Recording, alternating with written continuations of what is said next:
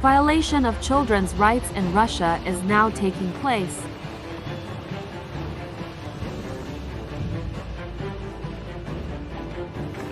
Every year, on the 9th of May, Russia celebrates Victory Day. Marking the surrender of the Nazis at the end of World War II, Victory Day is celebrated with a public holiday and nationwide military parades. This year, as well as commemorating past wars, Vladimir Putin tries to justify the current one. Russia has preemptively tended off this aggression. The world has no room for executioners, death squad goons, and Nazis. The reality of fighting for Russia isn't so glorious. Его многие помнят очень хорошим, добрым человеком. До боли в сердце жалко. Это очень больно. It's estimated that thousands of Russian soldiers have been killed in the war in Ukraine. Despite the losses, young Russians are still joining the army. Сегодня российская армия сражается за безопасность России и целого мира. Tonight, we go inside Russia's war machine to find how a generation of children is being bred to fight and die in Putin's name. In 1989, world leaders made a historic commitment to the world's children by adopting the United Nations Convention on the Rights of the Child and International Agreement on Childhood. Мне хочется защищать родину, чтобы не было. In 1989, it's become the most widely ratified human rights treaty in history and has helped transform children's lives around the world. Войн. Mothers feel freezing horror.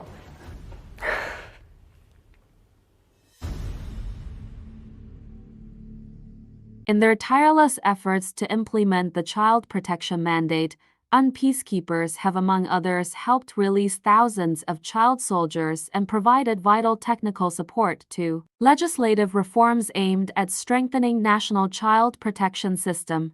Human rights law declares 18 as the minimum legal age for recruitment and use of children in hostilities. Recruiting and using children under the age of 15 as soldiers is prohibited under international humanitarian law treaty and custom and is defined as a war crime by the International Criminal Law Treaty and Custom and is defined as a war crime by the International Criminal Court. Children are exposed to situations of terror and horror during war experiences that may leave enduring impacts in post-traumatic stress disorder. Severe losses and disruptions in their lives lead to high rates of depression and anxiety in war-affected children. The child soldiers should be fairly straightforward bans from providing military assistance or anything that use children in armed conflict and military combat. Putin's actions is a total neglect of children's rights to freedom of war and child labor ratified under United Nations Geneva Convention 1989. Among war-affected children, child soldiers are more likely to endure harsher psychological consequences, such as PTSD, major depression, hostility, sadness, self-confidence, and inability to cope with daily life.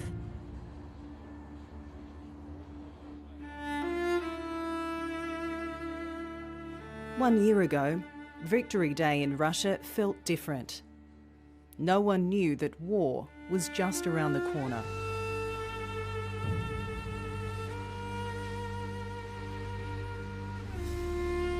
"25 kilometres from Moscow, Zhukovsky is a working-class town.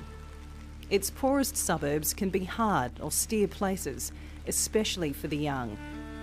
But on May 9, they celebrate. Только не подкини меня. Ай, ай. With help from his dad, 10-year-old Vitaly is getting ready for V-Day 2021. Служи, солдат, как я служил. Вот это у тебя юмор.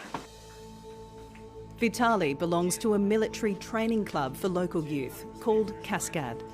Ты что, на булавку фигачишь? У тебя было дофига времени пришить. For the last few years, Cascade's boys have been the honour guard at V-Day services at the town's war memorial. Today will be Vitaly's first. Для меня это значит сохранить память для того, чтобы люди помнили подвиг великих людей. Думаю, потому что люди сейчас должны равняться именно на них, чтобы наша страна была в мире.